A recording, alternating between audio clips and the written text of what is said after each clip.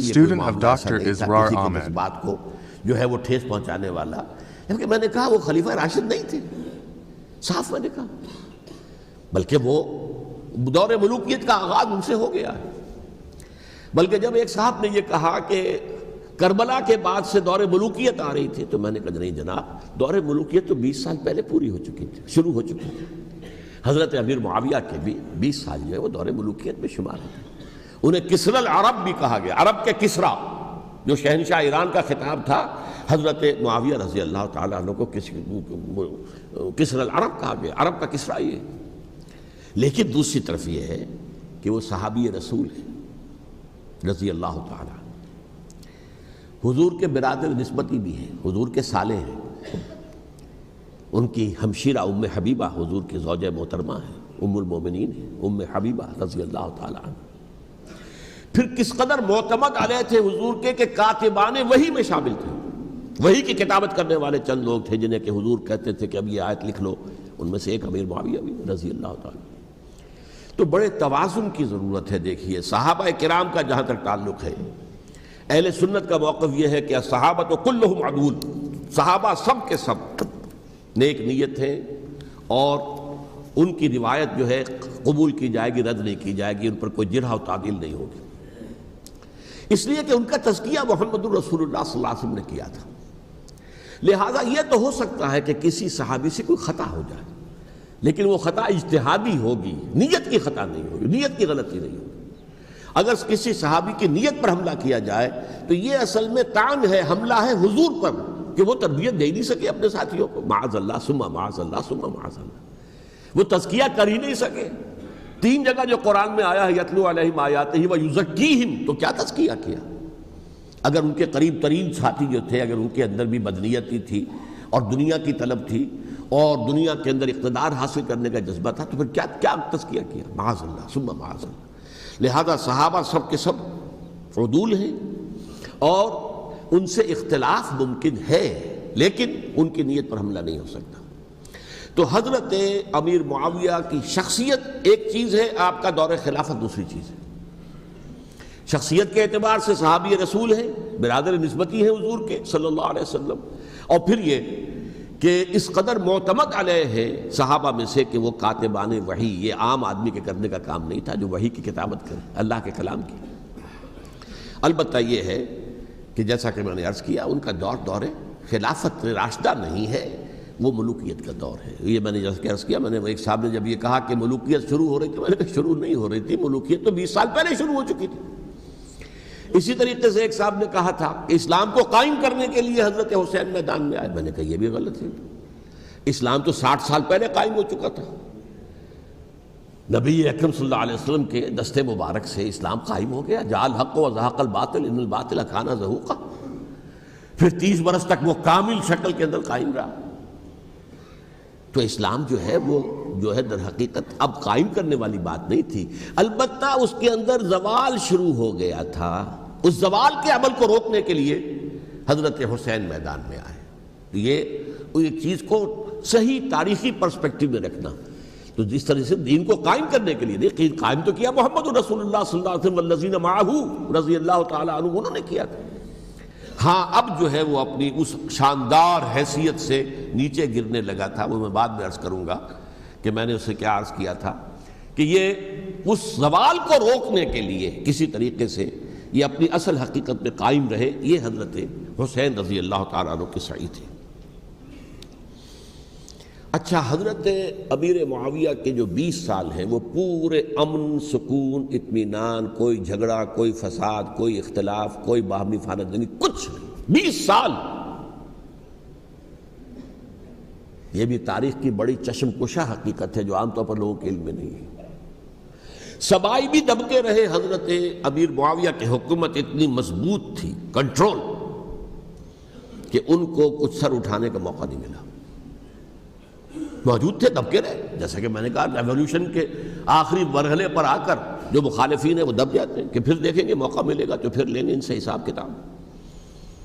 20 سال رہے ہیں پورے امن کے، 10 سال کے بعد یعنی درمیان میں ہے حضرت امیر معاویہ کا عہد خلافت۔ ایک صحابی جو کہ بزرگ صحابہ میں سے ہیں، مغیرہ ابن شعبہ رضی اللہ تعالی عنہ، وہ آتے ہیں اور وہ کہتے ہیں کہ دیکھیے امیر المومنین، کتنی بڑی خانہ جنگی رہی تھی مسلمانوں کی آپس میں، اور اب بھی اگر آپ کسی کو نامزد کیے بغیر چھوڑ گئے امت کو تو پھر خانہ جنگی ہو جائے. 1 لاکھ اس وقت جو ہے وہ ہلاک ہوئے تھے، نہ معلوم اب کتنے ہلاک. لہٰذا آپ اپنی زندگی ہی میں نامزد کر دیجئے کسی کو خلیفہ، ولی عہد بنا دیجئے. حضرت امیر معاویہ نے ابتداءً جو ہے انکار کیا نہیں، لیکن ان کے دلائل ایسے تھے وزنی، اور میں سمجھتا ہوں کہ وہ بات صحیح تھی جو مغیرہ ابن شعبہ نے کہی، اس لیے کہ اب صحابہ کرام میں سے جو کبار صحابہ تھے وہ تو سب دنیا سے رخصت ہو چکے تھے. اب تو یا صغار صحابہ رہ گئے تھے جو حضور کے زمانے میں بچے تھے، حضرت حسن، حضرت حسین، عبداللہ ابن زبیر، یہ بچے ہی تھے نا، یا تو وہ تھے، اور یا بالکل نو مسلم تھے. اور نو مسلموں میں بڑی تعداد وہ تھی جو ایرانیوں کی تھی، شامیوں کی تھی، ادھر کی تھی، ادھر کی تھی. تو ان کو تو ظاہر بات ہے کہ تربیت نبوی سے کیا خلافت راشدہ سے بھی اکثر و بیشتر کو کوئی حصہ ملا ہی نہیں تھا. تو اس صورت میں اب وہ اعلیٰ ترین معیار پر حکومت کے نظام کو قائم کرنا ممکن نہیں ہے. کوئی قبائلی عصبیت جب تک حکومت کی پشت پر نہیں ہوگی، حکومت مستحکم نہیں ہوگی. یہ گویا کہ ایک جس کو کہتے ہیں کہ حقیقت بینی، واقعیت پسندی، ایک آئیڈیلزم ہے اور ایک ریئلزم ہے کہ آپ فیکٹس آن دی گراؤنڈ کو غور کریں، سوچیں اس کے اوپر اور پھر کوئی فیصلہ کریں. اس اعتبار سے پھر حضرت امیر معاویہ نے بات مان لی اور بیعت لے لی لوگوں سے حضرت یزید کے لیے کہ یہ خلیفہ ہوں گے میرے بعد. اس کو ولی عہدی کہتے ہیں.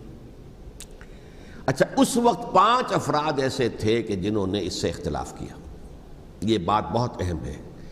میرا کتابچہ ہے سانحہ کربلا، اس کے کچھ نسخے آج یہاں ہوں گے، آپ لوگ پڑھیے اسے غور سے اور پھیلائیے تاکہ حقیقت سامنے آئے.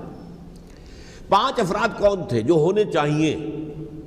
ابو بکر فوت ہو گئے، ان کے بیٹے عبد الرحمن ابن ابی بکر. عمر فوت ہو گئے، ان کے بیٹے عبداللہ ابن عمر. عباس فوت ہو گئے، ان کے بیٹے عبداللہ ابن عباس. زبیر فوت ہو گئے، ان کے بیٹے عبداللہ ابن زبیر. اور حضرت حسن جو ہے ان کا انتقال ہو چکا تھا، حضرت علی کے بیٹے حضرت حسین رضی اللہ تعالی عنہ مجمعین. حضرت حسن کے بارے میں ایک فریق کا کہنا یہ ہے کہ انہیں زہر دے کر ہلاک کیا گیا. اہل تشیع کا قول یہ ہے، جبکہ اہل سنت کہتے ہیں کہ نہیں، وہ اپنی جو بھی طبی موت تھی اس سے ان کے وفات. لیکن میں اس میں نہیں جانا چاہتا، اس لیے کہ یہ مائکرو ہسٹری جو ہے نا، وہ تو ایک ایک واقعے کے لیے ادھر کی روایات کیا، ادھر کی کیا ہیں، ان کے پاس کیا دلائل، ان کے پاس یہ تو کسی ریسرچ اسکالر کا موضوع ہے، میرا موضوع نہیں ہے. لیکن بہرحال یہ 5 حضرات تھے جنہوں نے ولی عہدی کی بیعت نہیں کی. لیکن حضرت معاویہ اتنے حلیم الطبع انسان تھے، انہوں نے جبر نہیں کیا، کوئی تشدد نہیں کیا. ٹھیک ہے، ولی عہدی کی بیعت نہیں کر رہے، کوئی بات نہیں، میری بیعت تو کی ہوئی ہے نا، ابھی تو میں زندہ ہوں، بات ختم ہو گئی. میری بیعت کو تو نہیں توڑا انہوں نے، فسخ بیعت نہیں کی. اس اعتبار سے انہوں نے نہ کوئی تشدد کیا، نہ جبر کیا، نہ کوئی مواخذہ کیا. لیکن جب امیر معاویہ کا انتقال ہو گیا، اب ولی عہدی کی بجائے وہ اب خلافت کی بیعت ہوئی. سب لوگوں نے بیعت کر لی. ان 5 میں سے ایک فوت ہو چکے تھے. حضرت عبد الرحمن ابن ابی بکر فوت ہو چکے رضی اللہ تعالی. 4 تھے. ان 4 میں ایک اختلاف ہوا. 2 کی رائے یہ تھی، عبداللہ ابن عمر، عبداللہ ابن عباس، کہ اگرچہ یہ کام غلط ہوا ہے، اسلام کی روح کے منافی ہوا ہے، یہ بادشاہت کی بنیاد پڑ رہی ہے، لیکن یہ بات ایسی نہیں ہے کہ اس کی بنا پر ہم خانہ جنگی شروع کروا دیں، امت کے اندر خون خرابہ کروائیں، فساد کروائیں. لہذا انہوں نے بیعت کر لی. اب کوئی اگر یہ کہے معاذ اللہ کہ وہ بک گئے تھے یزید کے ہاتھوں، معاذ اللہ ثم معاذ اللہ، وہی بات آپ اختلاف کر سکتے ہیں کہ انہیں نہیں کرنی چاہیے تھی، یہ کوئی رائے رکھے، مجھے اختلاف نہیں. لیکن ان کی نیت پر حملہ کریں گے تو حملہ محمد رسول اللہ پر ہوگا صلی اللہ علیہ وسلم. عبداللہ ابن عمر کون ہیں؟ کتنی حدیثیں ان سے جو ہے وہ منقول ہیں. عبداللہ ابن عباس کون ہیں؟ جنہیں حضور نے جو ہے جن کے لیے دعا کی تھی، اے اللہ فقہہ فی الدین وعلمہ التاویل، اے اللہ اس نوجوان کو دین کا فہم عطا کر اور قرآن کی تاویل اور تفسیر کا علم عطا کر. حبر الامہ کہلاتے ہیں. وہ کہیں پیسوں اور ٹکوں کے عوض بک جانے والے نہیں تھے. انہوں نے امت کی مصلحت دیکھی, نیت جو ہے اس پر حملہ نہ کیجیے. البتہ اختلاف کا حق آپ کو حاصل ہے. دو حضرات جو ہے ڈٹے رہے کہ نہیں, ہمیں کم وٹ میں ریزسٹ کرنا ہے. عبداللہ ابن زبیر عمر کے اعتبار سے وہ بڑے ہیں. مسلمانوں میں سب سے پہلے ولادت مدینے میں جا کر جو ہوئی ہے وہ عبداللہ ابن زبیر کی ہوئی ہے. ہجرت کر کے جب مہاجرین وہاں پہنچے, کچھ عرصے تک کسی کے ہاں کوئی اولاد نہیں ہوئی, تو لوگوں نے تانے دینے شروع کر دیے کہ معلوم ہوتا ہے کہ یہاں آ کر یہ مکے کے رہنے والے جو ہیں کمزور ہو گئے ہیں, ان کے ہاں اولاد ہی نہیں ہو رہی. پھر عبداللہ ابن زبیر کی ولادت ہوئی ہے. یہ حضرت ابو بکر کے نواسے ہیں. حضور کی زوجہ محترمہ حضرت عائشہ کی بہن حضرت دیکھیے ابھی نام نکل گیا ہے جی, حضرت اسماء رضی اللہ تعالی عنہا عنہما, یہ ان کے صاحبزادے ہیں, حضرت زبیر کے بیٹے. ان کا فیصلہ ہوا کہ ہمیں ریزسٹ کرنا ہے کم وٹ میں, ایٹ اینی کاسٹ. حضرت حسین ابن علی رضی اللہ تعالیٰ عنہما کا بھی فیصلہ ہوا کہ ہمیں ریزسٹ کرنا ہے کم وٹ میں. البتہ ان میں بھی ایک اختلاف ہو گیا, یعنی یہ دو تو جڑے رہے, ان دو میں اختلاف ہو گیا. عبداللہ ابن زبیر کا کہنا یہ تھا کہ ہمیں حجاز میں رہنا چاہیے, یہ سرزمین ہے جس میں نبوت کی برکات سب سے زیادہ ہیں. یہاں ہم مضبوط قلعے کے اندر ہیں, ہمیں یہاں سے جو ہے ریزسٹ کرنا چاہیے اور ختم کرنا چاہیے اس نظام کے اندر جو خرابی آ گئی ہے اس کو. حضرت حسین رضی اللہ تعالیٰ عنہ کے پاس خطوط کا تانتا بنا ہوا تھا. کوفے سے لوگ خط لکھ رہے تھے, آئیے آئیے آئیے, ہم آپ کے ہاتھ پر بیعت کریں گے, ہم آپ کے ہاتھ پر بیعت کریں گے, ہم آپ کے ہاتھ پر بیعت کریں گے. یہی وہ کوفہ جو حضرت علی کا دارالخلافہ رہا تھا اور جو پھر سبائیت کا گڑھ بن گیا تھا. چنانچہ حضرت حسین نے حضرت مسلم بن عقیل کو بھیجا وہاں پر کہ میرے نمائندے کی حیثیت سے جا کر وہاں پر بیعت لو. 10-12 ہزار افراد نے بیعت کر لی. لیکن اس کے بعد یزید کی طرف سے گورنر بنا کے بھیجا گیا ابن زیاد کو. ابن زیاد نے آ کر جو تشدد کیا اور سختی کی تو سب کے سب بیعت توڑ کر اور سب منحرف ہو گئے. مخلصین تو وہ تھے نہیں. الکوفی لایوفی, کوفی جو ہے وہ تو کوئی وعدہ وفا کرنے والا ہوتا ہی نہیں, بیعت توڑ دی. فمن نقص فانما ينقص على نفسه, بیعت کے بعد بیعت توڑ دینا بہت بڑا گناہ ہے, توڑ دی. ادھر اطلاع مل گئی حضرت حسین کو, چل چکے تھے, وہ راستے میں تھے کہ وہاں تو مسلم بن عقیل شہید ہو گئے اور سب لوگوں نے بیعت توڑ دی. اب واپس جانا چاہتے تھے لیکن مسلم بن عقیل کے بیٹے جو ہے اڑ گئے. یہ عرب کی اپنی ایک جو ہے پرانی ان کی حمیت اور ان کا قبائلی نظام کہ اب ہم اپنے والد کے خون کا قصاص لیے بغیر نہیں جائیں گے. حضرت حسین رضی اللہ تعالیٰ عنہ کی مروت اور شرافت کہ یہ میرا ساتھ دینے کے لیے آئے تھے, اب میں ان کا ساتھ نہ دوں تو یہ تو شرافت اور مروت کے خلاف ہے. کہا اچھا چلو چلتے. وہاں جا کر بھی عین اپنے میدان کے اندر بھی حضرت حسین رضی اللہ تعالیٰ عنہ نے 3 چیزیں پیش کی ان کوفیوں کے لشکر کے خلاف. سب سے بڑا لشکر کے اندر سب سے بڑے تو کوفی تھے جنہوں نے بیعتیں کی ہوئی تھی حضرت حسین کے ساتھ. دیکھو مجھے جانے دو واپس حجاز کی طرف, یا مجھے سرحدوں پر بھیج دو تاکہ میں کافروں کے ساتھ جنگ کرتے ہوئے اپنی جان دے دوں, یا مجھے یزید کے پاس جانے دو, میں اپنا معاملہ اس سے طے کر لوں. لیکن کوفیوں کو یہ گوارا نہیں تھا. اگر یہ یزید کے پاس پہنچ گئے تو ہمارا کچا چٹھا بیان کر دیں گے کہ مجھے تو ان لوگوں نے ورغلا کر بلایا تھا. اس لیے کہ دیکھیے حضرت امیر معاویہ کے 20 سالوں کے دوران میں بتا چکا ہوں, ان کی حکومت اتنی مستحکم تھی کہ اس کے خلاف کوئی فتنہ اٹھانا ممکن نہیں تھا. اب چونکہ ایک چینج اوور ہوا تھا, اور چینج اوور میں آپ کو معلوم ہوتا ہے کہ ایک جس کو کہتے ہیں every thing is in the melting پاٹ, ابھی تو یہ درمیان کے اندر معاملہ ہے, تو انہیں موقع ملا. سر اٹھایا حضرت حسین رضی اللہ تعالیٰ عنہ کو, جو خطوط لکھے جس کے کہ تھیلے کے تھیلے اور بوریوں کی بوریاں بھری ہوئی حضرت حسین کے ساتھ تھی, وہ کہا کہ آئیے ہم آپ سے بیعت کریں گے. انہوں نے نہیں مانا. اور اصل میں حضرت حسین کے قاتل وہ کوفی ہیں, وہ بزدل, وہ منافق, جنہوں نے بیعت کر کے بیعت توڑی. اور اب وہ آ گئے کہ اگر یہ حسین رضی اللہ تعالیٰ عنہ بچ کر کہیں یزید کے پاس پہنچ گئے تو پھر ہمارا کچا چٹھا جو ہے وہ سامنے آ جائے گا اور ہماری پھر شامت آ جائے گی. لہذا انہوں نے قتل کیا حضرت حسین کو رضی اللہ تعالیٰ. ایک بات جو علامہ ڈاکٹر قلب صادق نے فرمائی، اور میرے علم میں یہ بات پہلے نہیں تھی، وہ یہ کہ حضرت حسین کے قتل کا فتویٰ ایک بہت بڑے مفتی نے دیا تھا. یہ بات بھی ذرا سمجھ لیجیے. حضرت حسین رضی اللہ تعالیٰ عنہ کے قتل کا فتویٰ ایک بہت بڑے مفتی نے دیا تھا. کیوں دیا تھا؟ اس لیے کہ حضور کی احادیث موجود ہیں کہ جب ایک شخص کی ایک خلیفہ کی بیعت ہو جائے تو دوسرا اگر کھڑا ہو تو اسے قتل کر دو. کھلی حدیث. اسی لیے ایک بہت بڑے مفسر بھی ہیں، فقیہ بھی ہیں، قاضی ابن العربی رحمۃ اللہ علیہ. ایک ابن عربی ہیں الف لام کے بغیر، ابن عربی، وہ بہت بڑے صوفی ہیں، فلسفی ہیں، اندلس کے ہیں. یہ قاضی ابن العربی ہیں جنہوں نے قرآن کی ایک تفسیر لکھی ہے اس اعتبار سے کہ صرف ان آیات کی تفسیر جن سے کہ فقہی احکام جو ہیں ان کا استنباط ہوتا ہے. یہ دو تفسیریں اس طور سے لکھی گئی ہیں قرآن مجید کی. احکام القرآن ان کا نام ہے دونوں کا، جن میں سے ایک جو ہے قاضی ابن العربی کی ہے. ان کا ایک جملہ نقل ہوتا ہے، قتل الحسین بسیف جدہ، حسین قتل ہو گئے اپنے ہی نانا کی تلوار سے. وہ تلوار کیا تھی؟ جب کسی کی بیعت ہو چکی ہو پھر کوئی کھڑا ہو مدعی خلافت، قتل کر دو.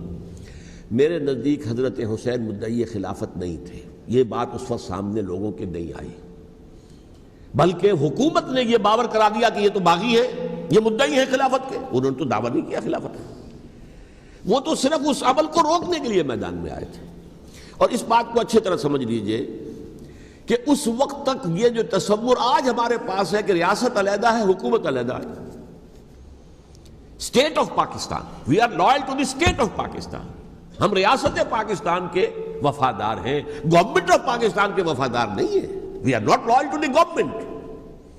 گورنمنٹ تو کبھی بے نظیر کی تھی، ہم اس کے خلاف تحریک چلا رہے تھے، یا کبھی کسی اور کی تھی اس کے خلاف تحریک چل رہی ہے، یا کبھی ضیاء الحق کی تھی اس کے خلاف تحریک چل رہی ہے. گورنمنٹ کو بدلنا تو عوام کا حق ہے. آج اس وقت نہیں تھا. اس وقت ریاست اور حکومت کا کوئی فرق نہیں تھا. لہذا جو حکومت سے اختلاف کرے گویا کہ باغی ہے. یہ ہے اصل میں وہ پیچیدہ مسئلہ کہ کیوں کسی مفتی نے فتویٰ دے دیا. اس لیے کہ اس وقت تک ریاست اور حکومت کا فرق واضح نہیں تھا دنیا پر. یہ تو ابھی کوئی 100-150 سال کی بات ہے کہ آج ہمارا جو پولیٹیکل سائنس کا ایولیوشن ہوا ہے وہ اس اسٹیج تک پہنچ گیا ہے کہ اسٹیٹ علیحدہ ہے، حکومت علیحدہ ہے. حکومت تو اسٹیٹ کے 3 آرگنز میں سے ایک آرگن ہے. ایڈمنسٹریشن حکومت کی ہے، جوڈیشری ہے اور لیجسلیچر ہے. 3 آرگنز ہیں بڑے بڑے، ان میں سے ایک ہے. تو حکومت کو بدلنا تو عوام کا حق ہے، چاہے وہ ووٹ کے ذریعے بدلیں چاہے ایجیٹیشن. اگر پرامن ایجیٹیشن ہے اس سے حکومت کو بدلنے کا حق حاصل ہے دستوری طور پر ہر اعتبار سے. اس وقت یہ نہیں تھا. لہذا صورتحال یہ بن گئی کہ حکومت وقت نے باور کرا دیا مسلمانوں کو. ورنہ سوچئے نواسہ رسول کو قتل کرنا کوئی آسان کام تھا؟ آخر سب کلمہ گو تھے کہ نہیں تھے؟ کلمہ گو تو تھے نا، اور حضور سے عقیدت اور محبت میں کمی. لیکن یہ کہ فتویٰ اگر ایک بہت بڑے مفتی کا، جو کہ حضرت علامہ ڈاکٹر قلب صادق صاحب نے فرمایا، مجھے اس مفتی کا نام بھی معلوم نہیں، کہ ایک مفتی ہی کا فتویٰ تھا وہ، جس کے بنا پر اب ان لوگوں نے حضرت حسین کو قتل کیا. اور یہی وجہ ہے کہ انہوں نے پھر خیموں کو بھی آگ لگا دی. وائی؟ حالانکہ دیکھیے اگر دشمنی کا انتقام ہوتا تو حضرت علی بن حسین جو بیمار تھے، جو بعد میں زین العابدین رحمۃ اللہ علیہ کے نام سے پھر یہ اہل تشیع کے چوتھے امام معصوم ہیں، حضرت علی، حضرت حسن، حضرت حسین، اور پھر حضرت علی بن حسین زین العابدین رحمۃ اللہ علیہ، کیا ان کو بھی قتل کرتے تھے؟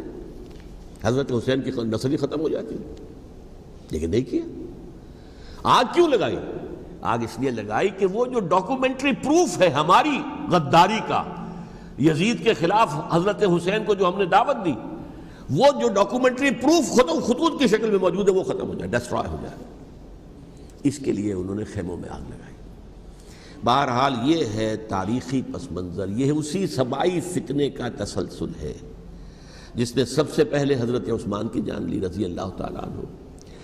5 سال تک مسلمانوں میں خانہ جنگی رکھی، حضرت علی کو پھر شہید کیا، اور اس کے بعد جو ہے 20 سال حضرت امیر معاویہ کے تو سر نہیں اٹھا سکے.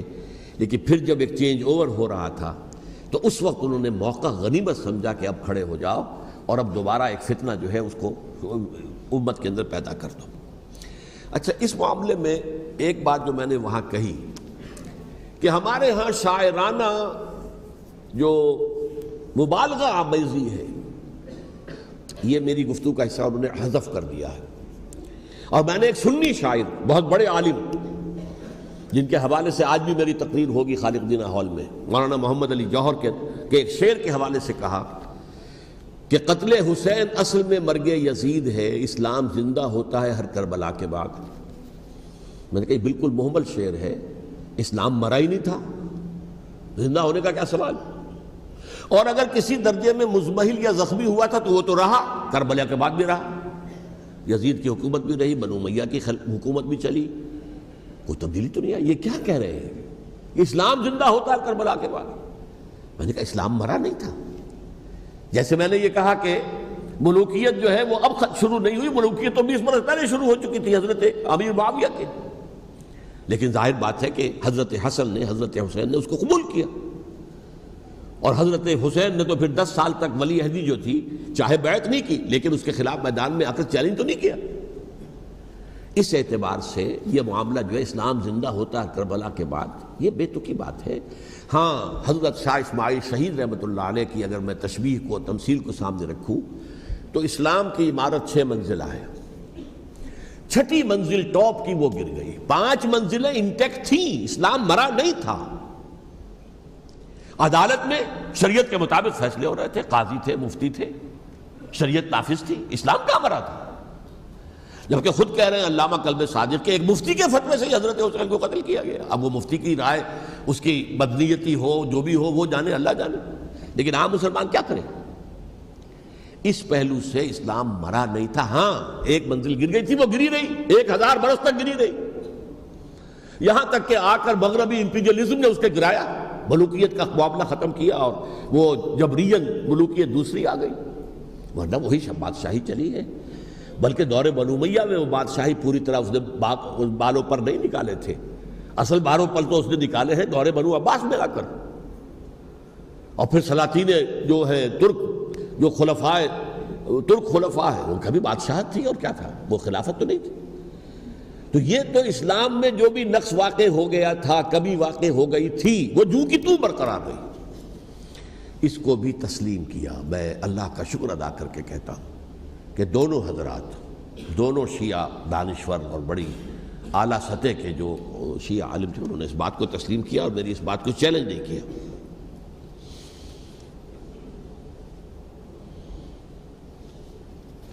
اصل میں تیسری بات میں نے یہ کہی کہ دیکھیے حضرت حسین رضی اللہ تعالی عنہ کی اس شہادت کے بعد، اس کے بعد واقعہ حرہ بھی ہوا، جو واقعہ کربلا سے بھی بعض اعتبارات سے زیادہ بھیانک اور زیادہ گھناؤنا واقعہ بنو امیہ کی تاریخ ہے، جس کو لوگ جانتے ہی نہیں۔ مدینہ کے کچھ لوگوں نے بغاوت کی اور انہوں نے اس کے خلاف فوج بھیجی، اور فوج کو جب مدینہ فتح کر لیا، 3 دن کے لیے حلال کر دیا، جو چاہو کرو، یہاں جسے چاہو مارو، جسے چاہو لوٹو، جس کا گھر چاہو برباد کرو، جس عورت کو چاہو ریپ کرو، اور یہ مدینہ النبی کے اندر ہوا ہے۔ تو کاٹ کھانے والی ملوکیت کے اندر بہت سے واقعات ہوئے۔ عبداللہ ابن زبیر کھڑے ہوئے، انہوں نے حکومت قائم کی تھی، لیکن یہ کہ وہ تو 6 سال کے لیے کامیاب بھی رہے، ایک حکومت قائم کی، بنو امیہ کے ہاتھ پر بیعت نہیں کی، بالآخر ان کی حکومت بھی ختم ہو گئی۔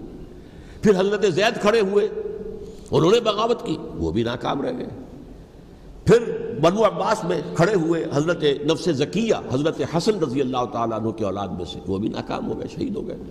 پھر یہ سمجھ لیا گیا کہ اب یہ جہاں تک 6ٹھی منزل ہے وہ تو دوبارہ تعمیر نہیں ہو سکتی، یہ تو جس کی لاٹھی اس کی بھینس، جس کے پاس طاقت ہوگی اس کی حکومت ہوگی، جس کا قبیلہ زیادہ قوی ہوگا، جس قبیلے میں زیادہ عصبیت ہوگی، مضبوط ہوگا، متحد ہوگا، طاقتور ہوگا، اسی کی حکومت ہوگی۔ البتہ اس کے نیچے لوگوں کے اخلاق کی اصلاح کرو۔ صوفیاء کرام نے وہ کام اپنے ذمے لیا، اور بالکل وہی کام ہے کہ جو ائمہ اہل بیت کرتے رہے۔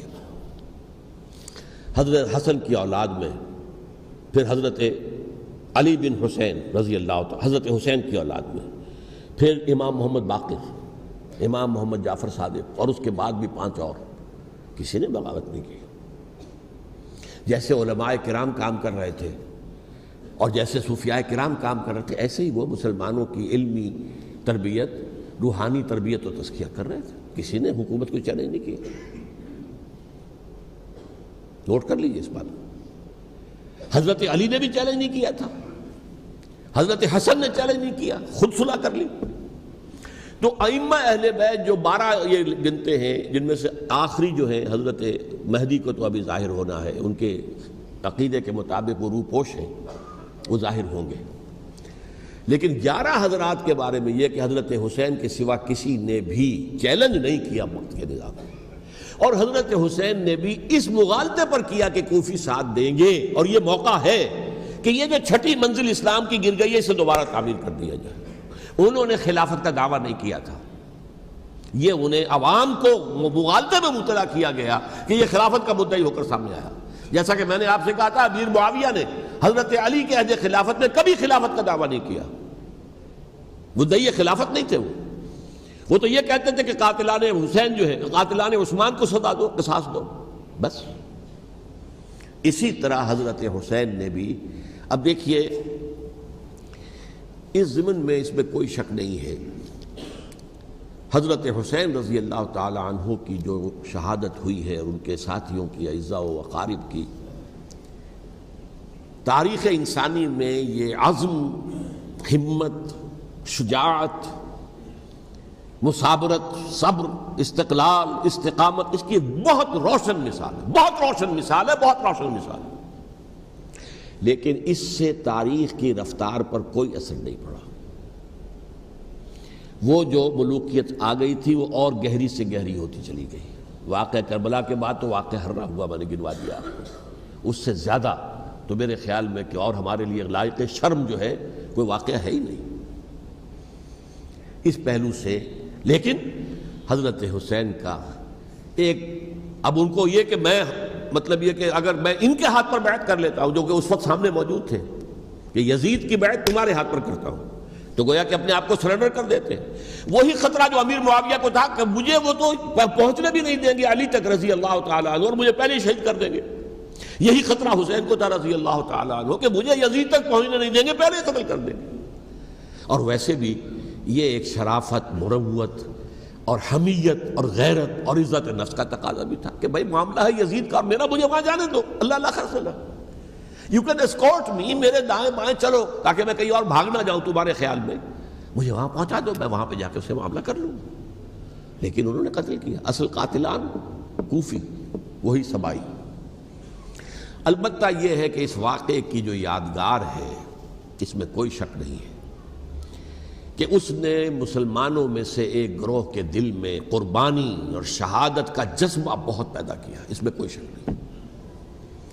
اور جس طریقے سے کہ عاشورہ محرم میں یاد منائی جاتی ہے، جس طریقے سے اس نے اہل تشیع کے اندر قربانی کا جذبہ بے انتہا پیدا کر دیا۔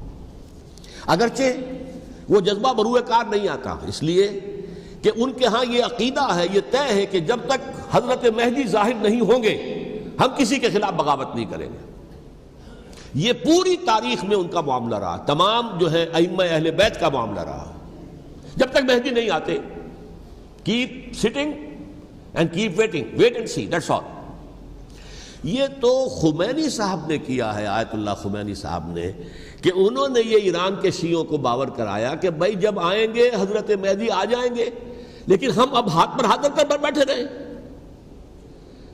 باطل کو چیلنج بھی نہ کریں، ہمیں کچھ تو کرنا چاہیے، وہ ہاتھ پاؤں ہلانے چاہیے، اور کچھ نہیں تو مہدی کا راستہ جو ہے صاف کرنا چاہیے، تمہید کرنی چاہیے، ان کے راستہ ہموار کیا جائے۔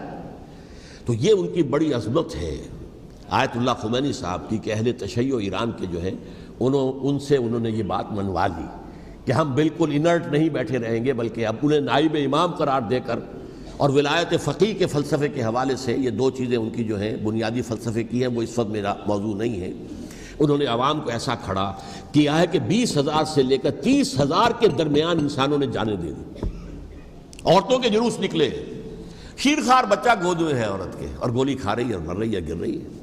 آپ سوچئے زندگی کتنی عزیز ہوتی ہے، اور شیر خوار بچے کے لیے ماں کی جو زندگی ہے، اس ماں کو اپنی زندگی کتنی عزیز تر ہوگی کہ اپنے لیے نہیں تو اس بچے کے لیے مجھے جینا ہے، لیکن نہیں، گولیاں کھائیں اور گری۔ یہ جذبہ انہی میں ہے۔ واقعہ یہ ہے کہ اہل سنت کے اندر یہ جذبہ نہ ہونے کے برابر ہے۔ یہ میں واشگاف الفاظ میں کہہ رہا ہوں۔ پورے عالم اسلام میں صرف شیعہ ایران ایسا نکلا ہے کہ جس نے بادشاہت کا خاتمہ کیا، باقی سعودی عرب میں بادشاہت بیٹھی ہوئی ہے، ڈٹ کر بیٹھی ہوئی، اربوں ڈالر کا ایک ایک محل بنتا ہے ان بادشاہوں کا، اور سنی سن ہے، سن، کوئی حرکت نہیں۔ وہ تو اب جو حرکت ہو رہی ہے وہ اینٹی امریکن حرکت ہے جو ہو رہی ہے، وہ در حقیقت وہ مسئلہ بالکل دوسرا ہے جو اس وقت ہو رہا ہے، لیکن یہ کہ عالم اسلام میں کوئی تحریک ایسے نہیں اٹھی۔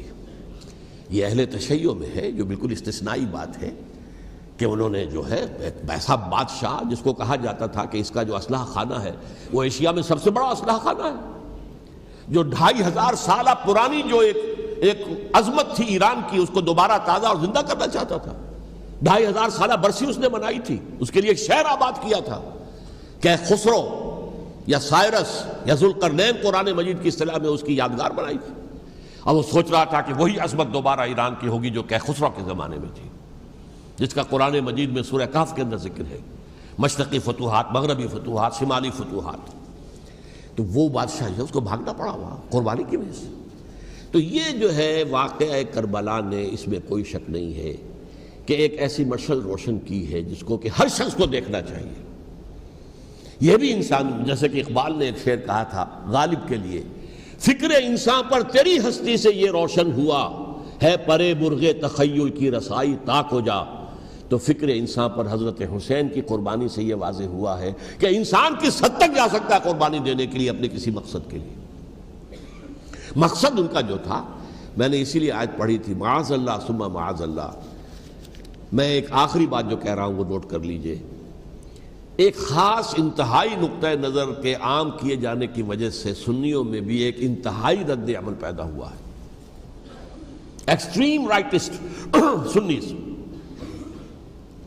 اگر ایک طرف سے حملہ کیا گیا ہے حضرت عثمان کی نیت پر، ان کو خیانت کا الزام لگایا گیا، ان پر اقربا پروری کا الزام لگایا گیا، حضرت ابو موسیٰ اشعری پر خیانت اور غداری کا الزام لگایا گیا، یہ ساری چیزیں اگر صحابہ کرام کے اوپر ہوئی ہیں، امیر معاویہ پر، امیر اور عمرو بن العاص پر، تو جواب میں کچھ لوگ کھڑے ہو گئے۔ حضرت علی وہ اقتدار کے طالب تھے، معاذ اللہ ثم معاذ اللہ ثم معاذ اللہ۔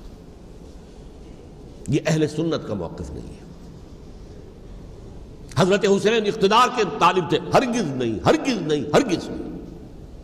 وہی اصول جو میں نے بتایا تھا سب کے لیے لاگو رہے گا، وہ امیر معاویہ کے لیے ہے تو حضرت علی کے لیے بھی ہے، حضرت حسین کے لیے بھی ہے۔ یہ نیک نیت ہے، آپ ان کی کسی رائے سے اختلاف کر سکتے ہیں لیکن ان کی نیت پر حملہ نہیں کریں گے۔ نیت پر حملہ کریں گے آپ کا ایمان بالرسالت جو ہے وہ مجروح ہو جاتا ہے۔ یہ رسول کے ساتھ بھی ہے، رسول نے ان کا تزکیہ کیا، یتلو علیہم آیاتہ ویزکیہم، اس کا سارا عمل محمد کا کیا ہوا ہے صلی اللہ علیہ وسلم۔ تو صحابی کے معاملے میں یہ ہمارے ہاں ان کو اہل سنت جو ہیں جو معتدل مزاج کے، اور اکثریت ان کی، یہ تو چند لوگ ہیں، ذرا قلم چلا لیتے ہیں تو ان کی بہت سی کچھ چھوٹی چھوٹی کتابیں بھی شائع ہو گئی ہیں بہت، لیکن انہیں اہل سنت نے قرار دیا ناسبی یا خارجی۔ جیسے خوارج نے کہا تھا حضرت علی بھی کافر ہے اور حضرت امیر معاویہ بھی کافر ہے، حضرت عمرو بن العاص بھی کافر ہے، معاذ اللہ ثم معاذ اللہ۔ ایسے ہی کچھ لوگ حضرت حسین پر بھی الزام لگاتے ہیں کہ اقتدار کی ہوس اور طلب کے اندر انہوں نے یہ سارا سفر کیا تھا، اور بس یہ ہے کہ وہ جو بازی تھی وہ ہار گئے۔ اللہ اللہ خیر صلی اللہ، اس سے آگے کیا ہے معاملہ؟ نہیں، معاذ اللہ ثم معاذ اللہ۔ اسی لیے میں نے آیت آج جو پڑھی تھی ایک اور جو بہت بظاہر آپ کو معلوم ہوئی ہوگی، غیر متعلق ہے میرے آج کے عنوان سے، تلک الدار الآخرۃ نجعلھا للذین لا یریدون علوا فی الارض ولا فسادا۔ یہ سورہ قصص کے آخری آیات میں سے، دیکھو یہ آخرت کا گھر جو ہے وہ ہم خاص کر دیں گے ان لوگوں کے لیے جو اس زمین میں اپنے اقتدار کے طالب نہیں ہوتے۔ زمین میں اقتدار کے طالب ہوگے فساد ہو جائے گا، تم بھی طالب میں بھی طالب، جھگڑا ہوگا، لڑائی ہوگی، دنگا ہوگا، فساد ہوگا۔ تلک الدار الآخرۃ نجعلھا للذین لا یریدون علوا فی الارض ولا فسادا۔ جو لوگ زمین میں اپنے اقتدار کے طالب اور اس کے نتیجے میں فساد پیدا کرنے والے نہیں ہیں، ان کے لیے ہم نے آخرت کا گھر خاص کیا ہے۔ والعاقبۃ للمتقین، اور عاقبت جو ہے، انجام کار، آخرت جو ہے وہ تو متقیوں کے لیے ہے۔ اسی میں آئیں گے سب صحابہ کرام، خواہ وہ حضرت علی ہیں رضی اللہ تعالیٰ عنہ، اور خواہ وہ حضرت امیر معاویہ ہیں، حضرت عثمان ہیں رضی اللہ تعالیٰ عنہما، خواہ حضرت حسن ہیں، حضرت حسین ہیں رضی اللہ تعالیٰ عنہما، خواہ عبداللہ ابن زبیر ہیں، خواہ عبداللہ ابن عباس ہیں، خواہ عبداللہ ابن عمر ہیں رضی اللہ تعالیٰ عنہم اجمعین۔ اس اصول کو سامنے رکھ کر اختلاف آپ کر سکتے ہیں کسی سے بھی، لیکن کسی کی نیت پر حملہ کریں گے تو اصل میں آپ کا ایمان بالرسالت مجروح ہو جائے گا۔ علی کو نبی اکرم صلی اللہ علیہ وسلم نے اپنا نائب بنا کر چھوڑا تھا جب غزوہ تبوک میں جا رہے تھے مدینے میں۔ حضرت علی نے کہا بھی کہ مجھے آپ عورتوں کے ساتھ بٹھا کے جا رہے ہیں۔ فرمایا تمہارا مقام میرے ساتھ وہی ہے جو موسیٰ کے ساتھ ہارون کا تھا۔ ہارون کو چھوڑ کر گئے تھے نا یہودیوں کے پاس جب گئے تھے تورات لینے کے لیے، تو تمہارا وہی مقام ہے میرے ساتھ۔ تو یہ حضرت علی ہے رضی اللہ، ان کے بارے میں میرا، ان کی کیا عظمت میری نگاہ میں۔ تو یہ 3 کتابچے ہیں، مجھے نہیں معلوم تیسرا یہاں ہے یا نہیں ہے، بہرحال آپ لوگوں کو ریکمینڈ کر رہا ہوں کہ ان کا مطالعہ کریں۔ اب یہ کہ آخری بات یہ کہ اصل ہمارے کرنے کا کام کیا ہے۔ دیکھیے کیوں نہیں کیا کسی نے بھی خروج کا معاملہ، وہ میں واضح کر چکا ہوں، بغاوت نہیں کی۔ کیوں؟ ایک تو ریاست اور حکومت میں فرق نہیں تھا، ذرا کھڑا ہو اور وہ باغی قرار پائیں گے، واجب القتل ہو جائیں گے، فتوے کی زد میں آ جائیں گے، یہ معاملہ تھا۔ اور دوسرے یہ کہ عمارت پوری گری نہیں تھی، ایک منزل گری تھی نا۔ آج ہم کہاں کھڑے ہیں؟ پوری عمارت گری ہوئی ہے، نہ شرعی عدالتیں ہیں، نہ شرعی فیصلے ہیں، نہ احکام الہی نافذ ہیں، نہ حدود اور قصاص کے معاملات، کچھ بھی نہیں۔ ہمارا فرض کیا ہے؟ حضرت حسین کی مدح کرتے رہیے، تعریف کرتے رہیے، صحابہ کرام کی مدح کرتے رہیے، مدح صحابہ، اس کے لیے مجلسیں قائم ہو رہی۔ بھائی کر کیا رہے ہو؟ تھے تو آبا وہ تمہارے ہی، مگر تم کیا ہو؟ ہاتھ پر ہاتھ دھرے منتظر فردا ہو۔